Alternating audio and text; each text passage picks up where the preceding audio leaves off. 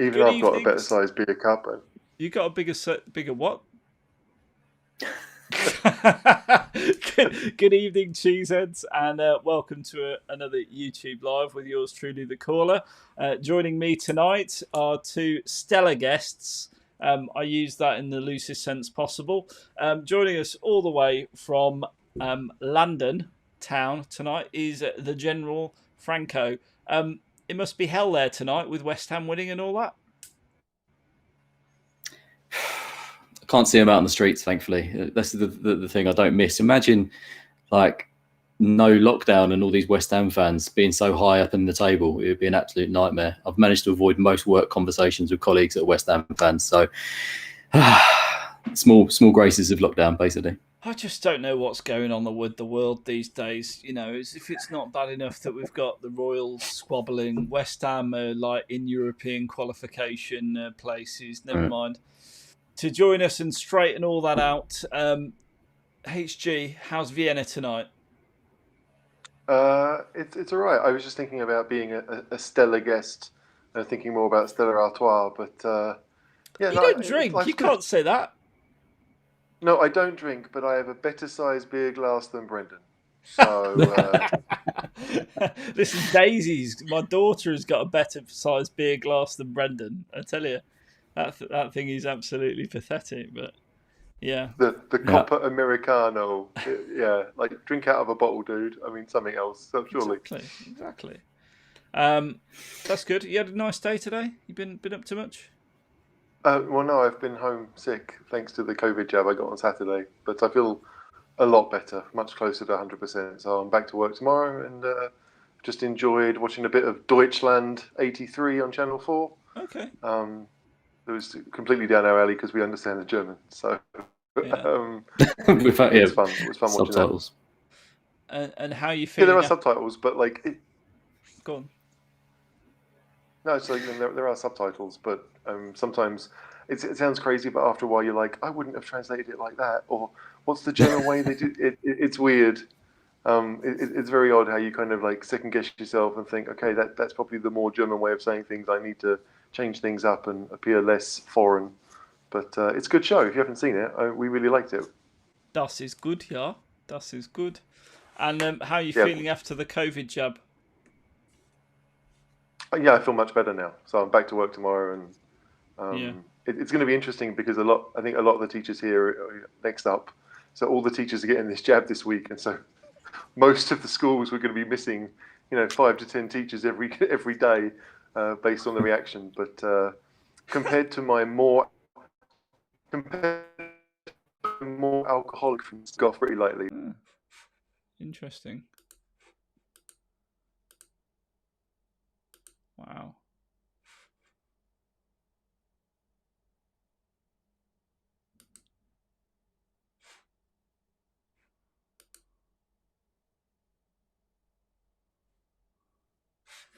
Well, that was interesting. Where's everyone gone? So, what's wonderful, we're still live. What's wonderful, folks, is after me bitching and moaning about everyone else's internet, I do believe that may have been an issue with my internet. So let me see if I can get everyone back. We're back. Now, okay, you're free to take the piss. Go for it, because that was my internet connection. It's still live. Yeah, go on, let me have it. That's fine. I mean, that's what happens when you live so far away from the national grid in London. Yeah. Too far north for decent internet. I get it. To be fair, you've done well. So we're pretty happy. Okay. Oh dear. Right, should we talk about football? Well, maybe if you want to. I've got a couple of questions here from people. Stillian says, still want Lucas Moura to go. And how's the arm, HG? Which, the arm's all right. Seriously, it's the arm never hurt. I got a bit of a fever, but that was it. Okay. Well, there you go. Good. My arm's killing me. Nice. So anyway, moving on. What do we know about Dinamo Zagreb then? Let's go to Franco first. Franco, what do we know about them? Well, we haven't played them for a while, have we, Caller? Last time was way back in, 2008, I believe, which was when we were in the Europa League, and it was that weird group stage where you only played each team once. So we played them at home. Darren Bent scored a hat-trick, and Huddleston scored the other. And we haven't really seen them much since then, apart from they did beat the Gooners about 5 or 6 years ago in the Champions League group stage. So they're not, they're always seeming to win their league and get promoted. Not get promoted, get that Champions League spot. But this year they went out. I can't remember who to. HG, do you remember? I don't. No, let me look it up. No, they went out to Ferencváros in the third round. But then in their group stage, they had Wolfsburg, who obviously we've beaten, and they finished ahead of Feyenoord and CSKA Moscow. So they're not terrible, but they've just got lots of players you'll never will have heard of because most of them are Croatian, and they've got very few sort of internationals and things like that. But they're an interesting bunch. I'm more interested in their manager, who I think he became their manager about 5 or 6 years ago, but it was slight nepotism because his brother was the chairman at the time, or the director of football, or whatever. And but they're a dodgy bunch. Like, his brother's been convicted of all sorts of illegal sort of money activities to do with the club when he was in charge of it. And he's been convicted, but then he's chipped off to Bosnia because he's got Bosnian nationality. So he's kind of like got an international arrest warrant, and he's hiding out in Bosnia, refusing to come back. But yeah, their manager, he basically played in the Croatian team in France '98. So when Suker got Golden Boot and they came third place, he was part of the squad then, but he didn't really ever play. I think he only got a few caps. But so there you go. There's as much information as I know. Well, to be honest, that's probably triple what I know about Dinamo Zagreb. HG, have you got any inside knowledge to add on to that? Who's their star player? If they got someone we should be watching out for? Because here's what I do know: Luka Modric came from there. Yeah. Well, that's the thing. The Luka Modric transfer and Lovren as well were part of the dodgy dealings that this chairman was doing before. So wouldn't surprise me. Go HG. Yeah, so the best player at the club is actually a defender who's on loan from Leipzig. It's weird because it's like Guardiola, but it's the Croatian version. His name is Gvardiol, Josko Gvardiol, and he's 19. So he's basically the best player in their team, and he'll go back to Leipzig and most probably do pretty well in their squad next year. So he's probably the player that I'm looking forward to seeing, and hopefully playing badly. But there's a Swiss guy called Gavranovic who's played in various European leagues. But yeah, you're right. There's no one there where you think, oh, I've heard that name before. Yeah, I remember seeing them play for. The captain is a Macedonian international, so we've probably seen him once or twice for England. But yeah, you do look at the list of names, and there's the Nigerian midfielder you've never heard of. There's a Welsh guy actually, who's in their squad. I think an ex-Arsenal youth player who's gone out to Zagreb. So yeah, as Franco said, they are the best team in Croatia, but. Yeah, that is also it's a good thing, and it's a good thing for them, and it's a good thing for Spurs as well, because we'd like to think we'll get through. Well, and they've also got a defender called Kevin, so that's nice for you, Caller. I love a Kevin. What's his surname? It's the double barrel. Impressed. Yeah. Double barrel like Walker Peters. Yeah, it almost. His name is Kevin. He's French, so it's like Kevin Théophile Catarin.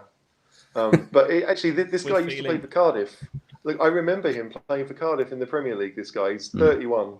Played a couple of years at Cardiff. So it's people getting maybe one last payday. That's the Zagreb squad. So the risk of sounding controversial, we should beat them. No, we should beat them. Quite definitely comfortably. Should. If we're talking about people who are sort of past it, and we're sort of saying he's 31 now, and he was playing for Cardiff in the Premier League at his peak, then hopefully we've got a good chance, and some guy from the Arsenal youth team. I don't know. Greg Anderson says our Grab are a good side, especially at home. Thrash Atalanta 4-0 last season. I was just trying to make sure that was Atalanta and not Atlanta, who are themselves a very good side. Well, they are. Yeah, they are a good side. So I think it definitely helps us that there will be no fans in the stadium, because like I've been to the stadium in Zagreb. It's a cavern, and it's the stands are really steep. The fans, if they had been there, would have been a real part of the game, and I can imagine that Atalanta game, they would have been really part of it then. So yeah, like we can overestimate them, we can underestimate them, but they can't be bad to get to this stage of the competition. It's the last 16 of a European competition. They beat Krasnodar in the last round, who, again, maybe not mugs. No. But when you look at the teams that we could have got, I think Zagreb, it was the team I wanted. And so I'm pretty happy with it. We can underrate them, we can overrate them, but just make sure we rate them. That's what you're saying, right? Yeah. We just got to take it seriously. It's weird because the first game at home, I almost don't care so much.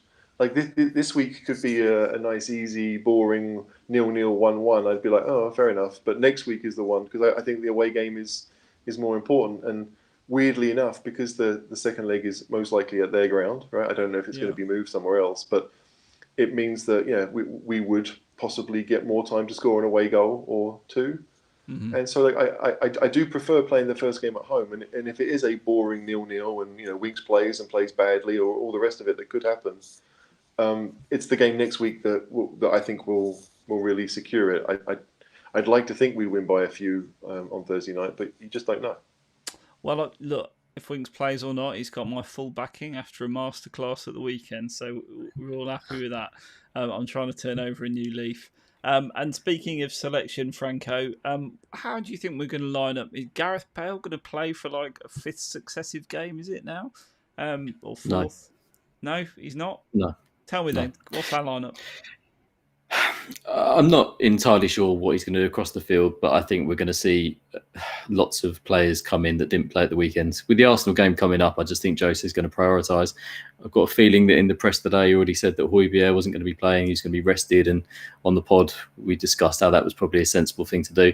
And probably the same for Bale. I just think his legs, even though he is not 100 years old, he's only 31, I think he could do with the rest in midweek. And I think there's players like Bergwijn. We discussed it'd be good to see him back on the pitch. He hasn't played for a few games. But we've got options like Lamela. We're relatively fresh. He can come in. So I don't think Bale needs to be put out there. Do you want to go through the rest of the pitch? Well, no, leave a bit for HG. Right. H, what would you do, mate? Well, let me finish the rest of the attack first. Go on then. Let me finish the rest of the attack. I think Vinny should start. I think Lucas can keep playing. Lamela can come, and maybe Dele. Dele's an option as well. There you go. Be tripping. You're off your head. What? Off your head. Why? We need to start. We need to bury why them. not? Play the full strength side. Give them full force Tottenham. Yeah. Bury them 4-0. Yeah. And then worry about the second leg. You can play Vinny then. Don't play him don't give them a sniff. The second you encourage these teams, the second you get a problem. HG, tell me I'm wrong. You're wrong. I didn't have to think about it. Like, it's crazy. It's not crazy. We have a much more important game on Sunday. It's the North London Derby. That is where our focus is going to be when it comes to picking the team on Thursday night. It's going to have Sunday in mind. And because we know we get a second game, and the goals in the second game are probably going to be more valuable to us, we can play a few of the squad players, maybe even 5 or 6 of them. I don't see a problem with that. I think we all believe that people like Lamela, the Europa League is clearly his level. So Lamela would come in and do well. Bergwijn would come in, and I think we'd expect something from there. We know Dele's got goals in him. So it may be in defensive areas we may not make so many changes, but with a bit of luck, we won't be doing too much defending anyway. So I think if we play a 4-2-3-1, we put 4 attackers on the pitch and we push forward and allow Sanchez and Dyer, or Sanchez and Toby, to be the centre halves, and we'll go from there. But I'm more interested about to be a Sunday's game and making sure that we have everyone really fit for that, because we need to win. Yeah, I can envisage Davies coming in at left back. I think Doherty will hopefully stay at right back, and then Aurier will be available for the Arsenal game, and then centre back Sanchez could probably play because he's fitter, and I can't believe that Jose would play Toby 4 games in a row. So I'd imagine that Dyer will come back in, and then maybe even Joe Hart. You never know. I honestly think we're not going to take this first leg as seriously like HG says, and I think we can go out there and probably win it with that side, as long as we're not completely terrible. But then if it all goes wrong, then we can bring Kane and Højbjerg and everyone on at half time again. Well, let's give a bit of context to this. So Nick Dornan, thanks for watching, Nick, says they beat Wolfsburger 3-0 and 1-0 in their group, and are unbeaten in the Europa League this season, topping a group that, as well as containing Wolfsburger, contains CSK, CSKA, and Feyenoord. Yeah, but Feyenoord are 5th in the Dutch league at the moment. They're not great. I just don't think, and like we said, Krasnodar in the last round. All right, they've been impressive. They've not lost at all, like you say, and they've scored some goals. Yeah. But I still think we're a level above them. I really do. Okay. Elena says we have the luxury of being able to use 5 subs in the Europa League, so I'd rather we start our best team, try and run up the score, and then make those subs when necessary, like at half-time. Well, I agree. The voice of reason. Thanks very much for your comments, Elena. But go on. Let me just counter that with, I think Jose just has a different tactical approach. I think he likes to put a side out that he wants to play to start with, and then if he needs to do something, then he will. Because we see that if you put a decent side out and you get a few goals, then you change things up. I think the fear there is that you then start to allow the other side back into the game and capitulate a bit. I just think we'll be playing very cagey, proper Europa League football in that first half. I don't envisage it being great. I might be completely wrong. Jose might do what you think, but can't see it. Oh no, it's not what I think he'll do. It's what I'd do. No, fair enough. Well, we'll see. Brendan. To put some context on the results that they got in their group, I looked up the Zagreb result against Wolfsburger, and it was a typical kind of Jose smash and grab. Like Wolfsburger had all the possession, most of the shots, and then Zagreb scored 3 goals in the last half an hour to win it. So, yeah, it's weird. None of us really know how good they are right now. We really don't. But I just think that we have to believe, we've done our scouting, but we have to believe that the squad players will be good enough to make sure that we don't lose 3-0. I mean, that sounds crazy, but if it's 0-0 or 1-1 on Thursday night, I'm not upset. I'd love to see us win by 3 or 4, but I think that if we play, we've got attacking midfielders that can do that. It doesn't need to be Kane, Son, and Bale to win 4-0. I do believe we scored 7 against Maccabi Haifa. I know Kane played in that game, but still. That was a one-off game where we played a better team. This is going to be 2 legs, and I don't know. Like it's almost like the game on Sunday. I'm very calm about it. I'm not so fussed. I just want us to play on the front foot and go with 4 real attacking midfielders. I don't want to see Dombele play as the 10. I want to see Dele, or I want to see Lamela in the middle, or even Lucas. I don't want to see Lucas down the left ever. But just 4 attacking players, and if Vinny's the striker, then great. Yeah. Well, Brendan McGurty, all the way from Brazil, with a smaller beer glass allegedly than HG, who doesn't drink, as we were saying pre-show, says Vinny, Bergie, Lamela, and Dele. So that would truly be the reserve 4. I would think. It's like the fine. Not a bad reserve 4 though to have. Let's be honest. That's better than a lot of Premier League teams. It's fine, and Vinny's been banging in goals as well in the Europa League. So he has, to be fair. You've got to have faith in him that he can score against this calibre of side. Yeah, absolutely. Well, if we've got faith in Lamela, then I suppose Vinny deserves something, doesn't he? Matt Gibbons says, so I'm going to have to watch Vinicius trap the ball further than I can kick it. which I like. But I feel bad for Vinicius though, because it's not like he's had any prolonged period of time on the pitch, is it? He has 1 game, then Kane might play in the next game instead of him, and then he comes off on the bench. He's had a tough time of it. It's sod's law that for him that this is probably the one season I can remember in recent history where Harry Kane has stayed fit. Touch wood. Paula, don't talk about it. No, but he has. Normally he's had his meltdown and he's 4 months out by now. So it's a bit of a shocker for Vinny that hasn't happened. I'm sure he was probably expecting a little bit more of a injury-prone Kane when he signed, but there you go. Brendan also says Jose has said he will rest Højbjerg. Who are the midfield two then? Sissoko and Winks. God, no. This is like a nightmare. We don't even have Gedson to think about at the moment, so it is going to literally be those two, isn't it? There's nobody else. Oh. HG, tell me I'm wrong.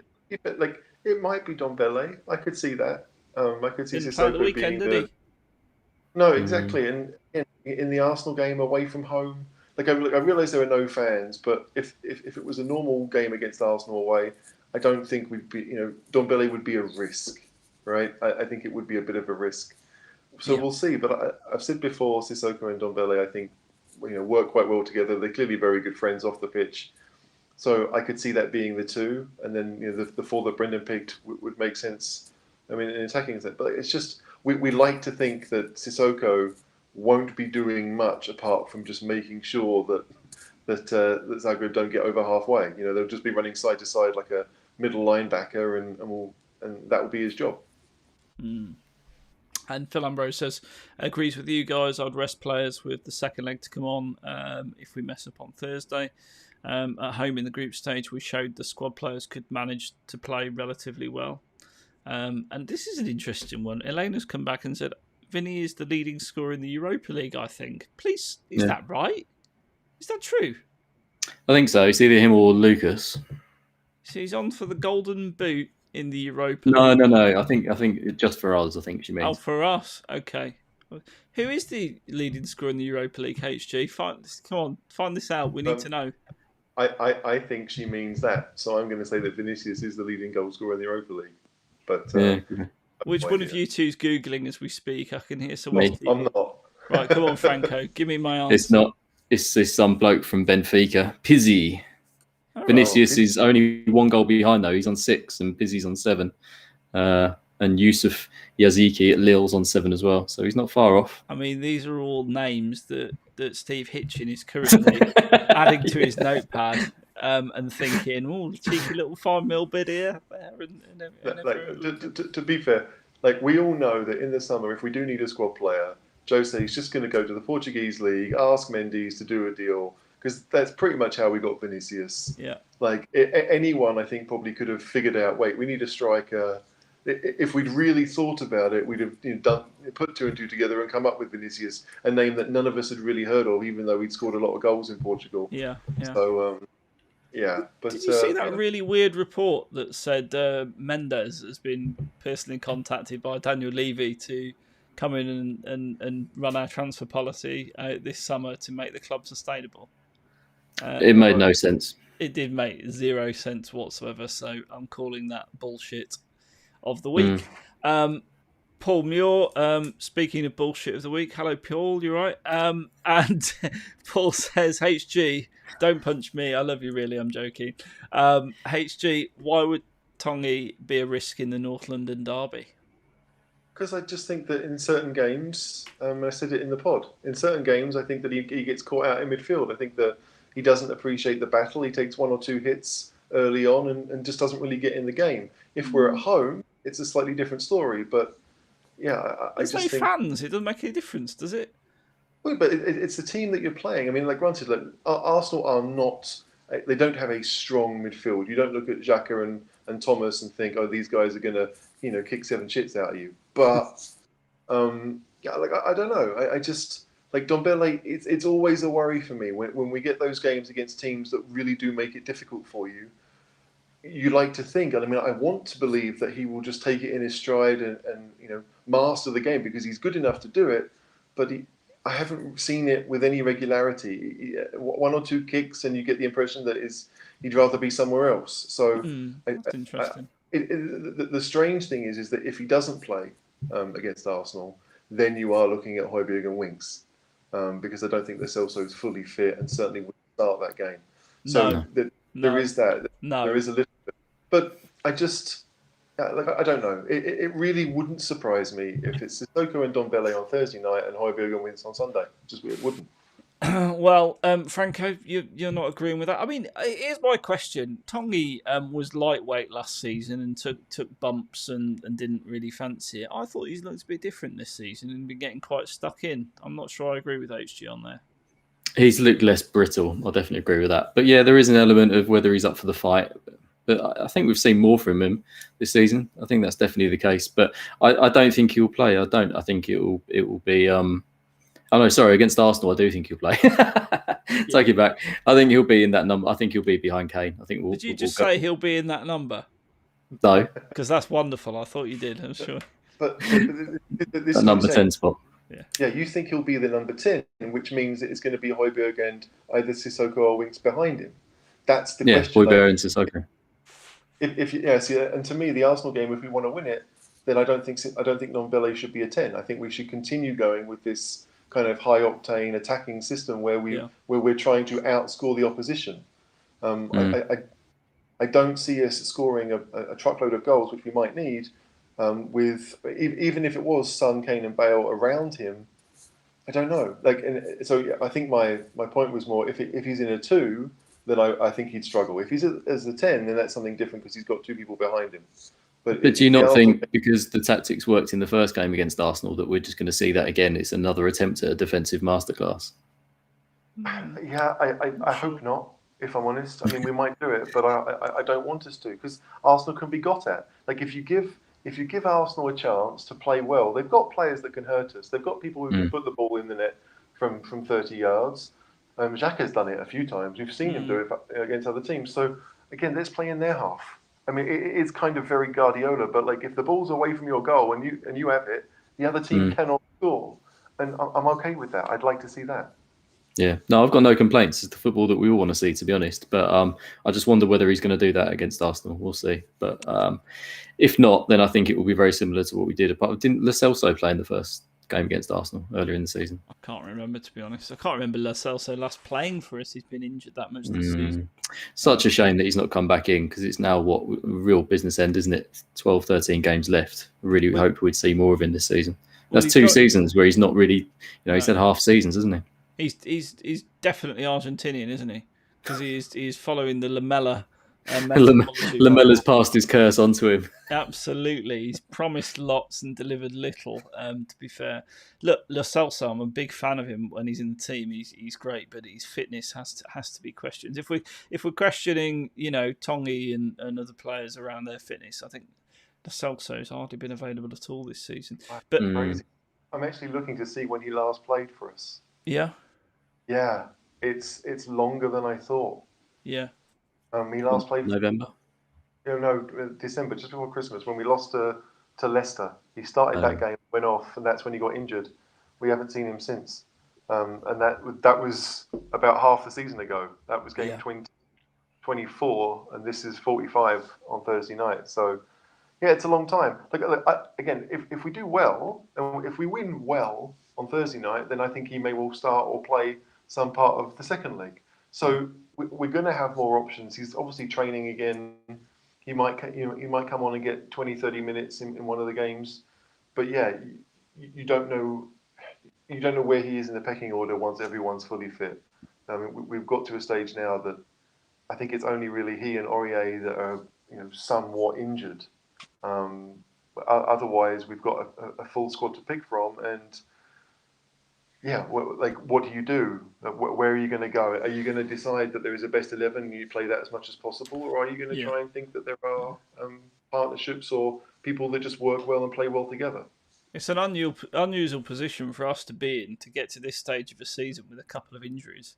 It's and we are probably putting the kiss of death on it. But it's been, obviously having that bigger squad this season seems to have made a real difference to rotation and maybe, bearing in mind how many games we've played as well in comparison to seasons past and with very, very condensed pre-season. No, it's been good so far. And I really hope Lo Celso comes in and makes an impression because I think he's a fantastic player. I just want to see him in a shirt.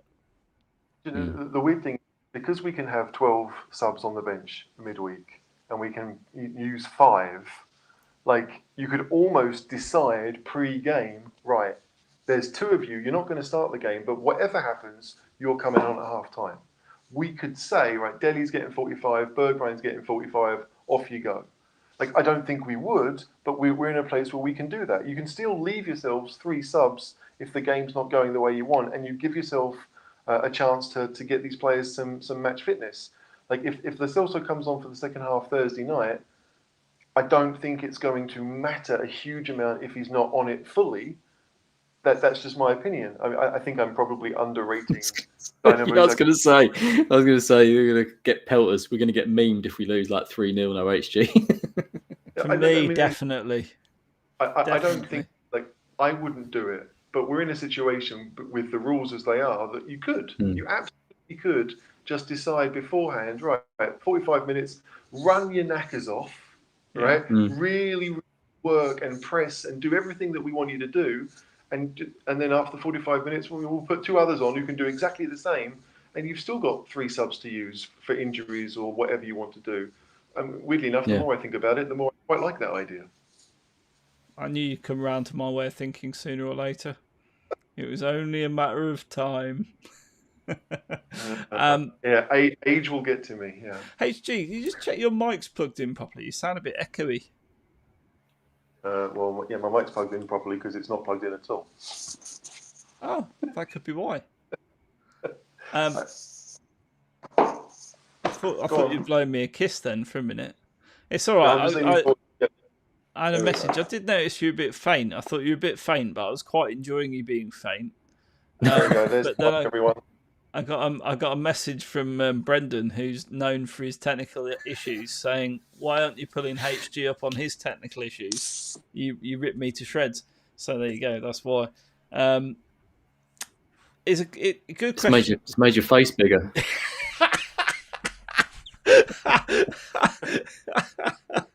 No, that's really weird, isn't it? That is Brendan syndrome. Matt Gibbons, I like this question. When Lo Celso is fit, could he perform the role Lucas is currently in? I suppose my question is, when Lo Celso is fit, where does he fit in? Because we're probably closer to now a more of a settled team than we have been all season, Franco, aren't we? Yeah, but it is difficult because we've basically got enough players in that forward spots on the right, on the left, and in the middle. I don't think Lo Celso would necessarily do that, unless you mean the role that Lucas has done the last 2 games, where it's basically the number 10 role, and I think that is primarily where he would want to play. But I also think him and Ndombele are quite similar in that I think they both probably fit better in a 3-man midfield where they could share the sort of some of the attacking and some of the defensive stuff. We've seen that he likes to tackle. He's not afraid to get stuck in. And he's good sort of driving the ball forward, whether that's from a slightly deeper position or getting it further forward. I don't think it really matters. It's I don't know where his preferred position would be, but I would imagine it's that number 10. And so, yeah, that's where I'd see him. But the problem is we've got at the moment is, imagine if Højbjerg or Sissoko or Winks, any of those are injured at the moment. You're suddenly thinking like, well, who do we rotate? There's so little options in that centre midfield or that deeper position. Then I think Lo Celso would play there if he had to, but I don't think that's his preferred spot. Same with Ndombele. I think if you gave me the option to say Højbjerg and Winks or Højbjerg and Lo Celso, I pick Lo Celso every time. I think it's a better pass than better. Well, yeah, but that's as an 8. That's not playing as a 10. But that's playing next to Højbjerg. If that's your 2, I'll take it over Højbjerg and Winks. I don't mind Winks at all. I just think that Lo Celso offers more. I trust him more when it comes to winning the ball or passing the ball, or whatever. So it's Lo Celso coming back does strengthen us as far as I'm concerned. Whether he gets to play as a 10, I think it's unlikely because we've got so many attacking options that he probably doesn't need to. He can play further back. We just need someone who can. He could almost be like a Carrick, right, and just get the ball and pass it to other people, and that can be his role. And he can do more than that, but I think he can do that certainly better than Sissoko and probably better than Winks. Yeah, agreed. HG, I mean, did you plug that mic in? Because all that it seems to have done is make your head bigger. Well, I did plug it in. HG, down the bottom, if you click that little settings cog next on your individual thing, then it brings your mic options. There you go. It's just we're used to having you slightly more dulcet than you're currently sounding. That's all. And we're all about production value on this production. This has been an absolute quality production. That's got to be better. Oh yeah, There you go, that's HG. miles better. There you go. All right. My head is expanding even more, but there you go. I mean, there's an issue. But we've got the dulcet tones now. There's a lip syncing issue, and your head's enormous. But apart from that, we're fine. Well, keep going. I'll just exit and come back. All right. All right, no problem at all. So yeah, I mean, there he goes. He's gone. The HG in the place to be. Oh, box surfing, are we? Yeah. So, first, I want to ask you this. Roy Keane, what's your view of him? I don't care about Roy Keane. I just don't care about this stuff, Caller. I really don't. I know you hate him, don't you? So you have a rant, mate. I mean, you have your rant. Hate's a really strong word for Roy Keane, but I just don't like the way that he continuously runs down Spurs. And it's just so irritating to hear someone. Right. If it was about Arsenal, you'd find it hilarious, wouldn't you? That's the thing. If he was saying those things about Arsenal, you would love it. And I'd be going, Roy Keane is a legend. It's just because he's about us. And like, he is a very negative bloke, but it's funny. Like, you can't have everybody just being bland in the media. And I think whilst he plays up to it, some of the stuff he doesn't even believe himself. You can see like that when that argument he had with Redknapp the other day, and he realised that he'd said that Reguilon wasn't any good, and then Redknapp pulled him up on it, and he was kind of like, and just backtracked out of it. So he obviously went too far with that, saying there's no decent players in the Spurs squad. But he just does it to get a rise out of fans, I think, sometimes. But it is annoying the fact that we can, he never seems to give us any credit. And I think even in 4-0, and he's still a miserable twat. Yeah. Still. It's weird because he reckons he used to support them, and then Souness as well. We started at Spurs, but it's almost like they're just like they're miserable Spurs fans in that sense. They're just like, nah, ain't gonna win anything. What about you, HG? Where do you stand on Roy Keane? Go on, tell me he's a twat. Well, I'm not going to tell you that. I quite like him. Anyone who tells Mick McCarthy to stick it up his bollocks is all right with me. The technicalities of that are a problem. How do you stick up your bollocks? Well, when you're not really Irish, I suppose anything's possible. But like, I just the thing that gets to me is that I don't mind with pundits being a bit outrageous, saying things that maybe most people don't think, as long as they can back it up. I mean, right? As long as if someone does question it, then they have something behind it and can say, yeah, this is why I think it. That we don't see that on English TV. Certainly, I don't remember seeing it. I'm pretty certain we don't see it now. You just have people spouting stuff, anything, and most of the time it's not even that insightful.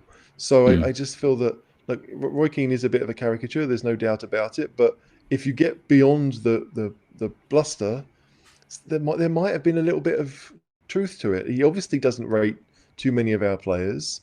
If that's the way it is, then fair enough. Is it ridiculous to say what he said? Absolutely, but I don't get upset by it. I don't know why I would. It's just that's what pundits do. Like Ian Wright might be on Match of the Day all the time. I don't really think much of what he says is valid. Alan Shearer is terrible. So it's just a case of it's pundits just being either extremely boring because they don't want to offend anyone, or being over the top offensive because that's what gets ratings. I don't really care either way. Yeah, I think the people that are upset are the ones paying money for Sky Caller, and that's why I'll never give them any of my money. I mean, yeah, you continue to take your dodgy box and be 10 my dodgy box behind on a match stream. I mean, literally. Don't talk about my dodgy box. Listen, keeping up with you in the match day Patreon chat is probably the highlight of my week because it's so amusing. I like being warned that there's a goal coming up. It's exciting. It doesn't come as a surprise. I get to enjoy the passage of play leading up to it. Or move out the room when we're conceding one. Yeah, absolutely. Exactly. Phil says, I think Roy Keane does legit have a fondness for Spurs still, and speaks as a pessimistic fan who's been let down year after year after year. Which sounds like a Spurs fan. I mean, that is a Spurs fan. Like most Spurs fans, we're either the greatest team in the world, or we are the worst team in the world. We're top of the league after 12 games. We're going to win the league, said caller. Now, 12, 14 games later, no one really thinks it, obviously. So it's, we're always somewhere in between. We're never as bad as we think we are, and we're never as good as we think we are. But I don't think many fans can get that. It's all about the last result, and whether we were good 3 games ago is suddenly irrelevant because for the last 2 games we've been terrible. It's all quite knee jerky a lot of the time, and pundits reflect that. Absolutely. Either of you give me a Roy Keane impression? No. Stick it up your bollocks. Can you at least try an Irish accent? No. Why? Because he's Irish. Yeah, but Right. Anyway, You go ahead, caller. This cheese room's turning into an oppression slot, isn't it? stick it up your bollocks. You can't do it and smile. You need to look menacing at the same time. We appear to have a ringer in the comment room tonight. Ante Valovich. I'm trying to say. I hope I said that right and not offended you. Tottenham is a rich club, and you are certainly stronger, but we are consistently producing super talents, and it will not be easy for you. We also sold you Luka Modric. Almost all the best players of the Croatian national team played in Dinamo. Bruno Petrovic is the new superstar. Okay. There we go. So we'll look out for Bruno. Can you tell Jose as well, please, Antti? Because I'm not sure he will know. And if we beat Atalanta last year, then we can beat you. So Is that what they said? Yep. Yeah. No, I mean, this is it. Like, they can. I mean, we've lost to flipping Antwerp this season. We've lost to rubbish teams. It's not without question that other teams can beat us. But I've just seen a comment of the day. John Williams has just won the internet. Has Franco's stream shown Kane's first goal yet? No, he still hasn't got up. And Paul Muir's breaking news: Norwich City have reportedly approached Tottenham to re-sign Oliver Skipp on loan next season. HG, what are you saying about that? I think I know. Well, I mean, I don't blame them for wanting to do it. Shove it up your bollocks. If he's a mainstay of the team, that like as I said on, it wasn't the pod, it was on the Patreon chat.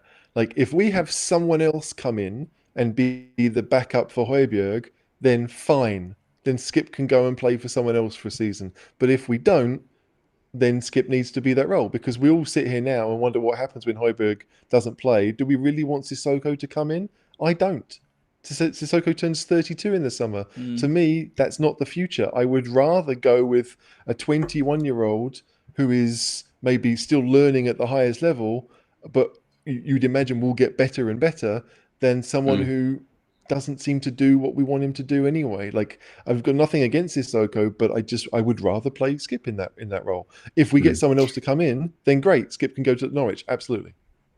Franco, did you want to say something? You look poised. No, I just don't think we're going to entertain it. Norwich can ask all they want, but I think HG's right. Unless we're going to splash loads of cash on another defensive midfielder, it doesn't make any sense why we would. He's done a season in the division below. Norwich, it's been such a great move for him because obviously they're storming the league, and he's been an ever-present part in that squad and been given a lot of responsibility. I've watched maybe like 5, 6, no, maybe even more than that, 6 or 7 of their games this season. And I agree. I think he could definitely step up next season, be Højbjerg's understudy, playing those Europa games if we're in the Europa League again. You never know. But yeah, I don't think we'll entertain it. I think next season we'll be getting blooded into the Spurs squad. I've also heard that Daniel Levy has approached Barcelona about taking Lionel Messi on loan next season. He's offered Eric Lamela and a Snickers bar in exchange for the great one. He doesn't need to, does he? The contract runs out. Well, look, the jury's still out. I think Messi will re-sign. He's not going to leave Barcelona. It's not going to happen. Why not? Because he is Barcelona. Because he wants to work underneath one of the greatest managers in the world at the moment. What, Ronald Koeman? I don't think exactly. So. Well, that's the point, isn't it? Why would you want to stay? And who are they going to get instead? Messi will outlast Koeman. He is the club. Anyway, moving on. We are moving on. And I'm coming on to a prediction from both of you. So come on then. Dinamo Zagreb, you've both talked us up and said we only need to play the second string. So let's have a prediction from you first, HG. Yeah, I predict we'll take it easy and get punished. So 1-1. Okay, voice of optimism, love it. Mm. Look, I'm a And Spurs fan. What do you want? You want me to sit here and we're going to win Optimism. 5-0? Optimism. Optimism? Like, again, I'm a Spurs fan. Mm. Well, you want optimism? Don't talk to a Spurs fan. We always expect the worst. You'd be crazy not to. I just think that like Zagreb obviously are doing well in Croatia. They are a team that we would probably want to play. Let's be honest. It's not AC Milan that Man United have got. Yeah. But yeah, first leg at home, maybe we don't go for it like we have done. Yeah, 1-1. Franco, any advance on 1-1? No, I don't think it's going to be an easy game. I think that, like maybe what we're saying to start with was a little bit misconstrued, because we've said before, any team that is one of the best teams in their league will play good football together, but their players aren't as good as Spurs, and we should be able to do enough and then focus on the second leg. So I think, yeah, maybe it will be a tight one, maybe 1-1, something like that. So I'm not going to disagree with HG there. I'm going to say we're going to win 3-1 because we're not going to put the reserves out, and he'll have a positive enough mix to get a result. And what I would say is I'd like to backtrack on the Spurs are going to win the league thing. I think Sky Bet are now offering me 3 pence. Spurs are going to win the league. I mean, Cash out while you can. At one point, that was up to 30 quid off a tenner, and I thought to myself at the time, I'll just keep it going a little bit longer. Then we lost, and just keep it going a little bit longer, and it's probably the worst decision of my... No, that was getting married. No. So the first time. The first time, yeah, the first time. Not this one. She's lovely. So Can I just say, like, I want to say something now, because Anti's come on and told us all about this Bruno Petrovic, is it? Petrovic Yeah. guy? I looked him up. The new star of Croatian football is 26. Spent 3 years in Serie A and didn't score a single goal. No offense, I'm not that scared of him now. He's probably going to score a hat trick, but he looks. It seems a bit like the new last words. Yeah, the new Nikola Zigic, like 6'12", and yeah. So we'll see. Sorry, Anti, but if you look at his Not record, convinced. I'm not massively convinced. No. I mean, Vinicius has got a better record than that, and he only plays about 6 games a season, right? I'm revising my prediction. Was where I was going. I don't think we're going to win the league anymore. Okay. I will stand by the other thing I said, which is we will win a trophy. All right. And I'm saying we're winning the Europa League. So we're going to win 3-1 first leg. No worries. Beat Arsenal at the weekend. And all of a sudden, that league table could look very good indeed, couldn't it? Yeah. Well, marginally better than it does this week. Yeah. The Arsenal game is a big game. It just is, when we need to put out a stronger squad for it. Game. It's always a big game. Yeah, but it's just... it's weird because I almost don't know whether, if we hadn't have got these last wins under our belt and we weren't in the position where now top 4 is looking like it could be back on, what we would have done, whether we would have focused a bit more on the Europa League. But now we're almost in a tricky situation where we're half in on both of them, aren't we? It's at the moment, I said this in one of the previous pods, until we get towards like the mid-April, we don't really know. We'll know by that point whether top 4 is really still on. So we're just going to have to put eggs in both baskets and go for it. Well, we've certainly got the squad to do so, haven't we? I mean, I just think that I've never thought top 4 was out of reach, if I'm honest. I've thought it would be a stretch. But the thing is, everyone's so up and down this season. Every team is so up and down this season. We've not, even though we've been through a real sticky patch, I'd not rule it out. And for me, Man United and Leicester are not convincing whatsoever. Solskjaer is a fraud. He's a bigger fraud than Brendan Rodgers. Sorry, HG. And I know they beat City at the weekend, but he is a fraud. He's not a good manager. And Leicester have got all their star players injured. So and we know they've got an incredibly tough run of games coming up. So I'm just going to say that I think Chelsea will take one of those spots, because I do believe that Tuchel's really strengthened them. But I believe the other one is absolutely up for grabs, and why can't we?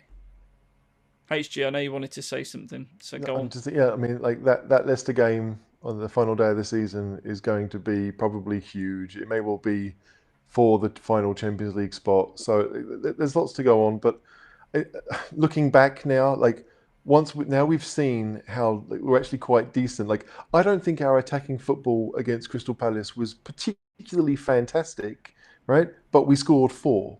I don't think Mm. that we had patterns of play. Like when you watch Liverpool, bulldoze teams, their goals seem quite nice Yeah. and worked, and there's a routine to it. And ours, we got 4 goals, but the first one was a mistake. The second one, I'm trying to think of them now, but obviously Kane's was a Ross. worldie.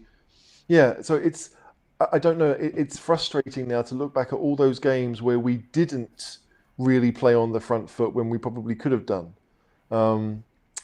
Because those are points. Like other teams have lost points because of injuries, right? So you look at Liverpool. Obviously, they've had their entire defense out for most of the season. If you look at, like Arsenal. I mean, they're not very good, but I Man can't. City, Aguero.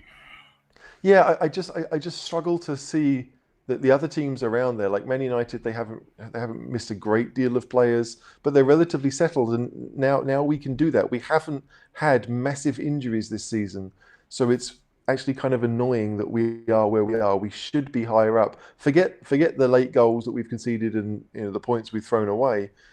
Even if we just played a bit more attacking, we might be higher up and closer to the top 4. Mm. Well, all will be revealed on Thursday when Tottenham take on Dinamo Zagreb at the Tottenham Hotspur Stadium. And obviously this weekend is the big one, the North London Derby.